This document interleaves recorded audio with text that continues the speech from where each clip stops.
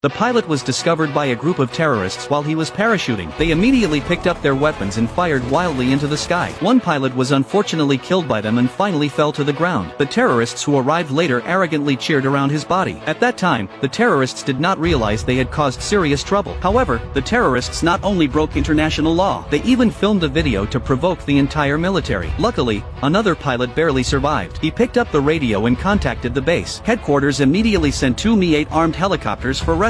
They also sent special forces to search and rescue the surviving pilot, but the radio signal was intercepted by the terrorists. They arrogantly declared that they would capture him within 30 minutes. The pilot ran quickly to confuse the terrorists chasing him. He even threw the radio in the opposite direction, but the terrorist leader quickly saw through his trick. Soon they drove to the pilot's location. The pilot had no choice but to hide under a cliff. When the terrorists were about to find him, the Mi-8 armed helicopters sent by headquarters arrived. They immediately opened fierce fire on the terrorists. A violent battle broke out between both sides. The pilot seized the chance to jump down the cliff to escape, but the terrorists saw him and shot at him madly. Luckily, the pilot was only shot in the leg and survived. At that moment, one Mi-8 helicopter was hit during the battle. It had to make an emergency landing under the cover of its partners. As soon as they landed, the terrorists surrounded them. Several soldiers jumped off the helicopter and fought back. During the intense battle, the machine gunner was shot and fell. The teammates covered everyone to board another helicopter and retreat. Meanwhile, the special forces from headquarters arrived at the crash site. They used drones for full surveillance. They quickly attacked the terrorists in the area. With perfect teamwork,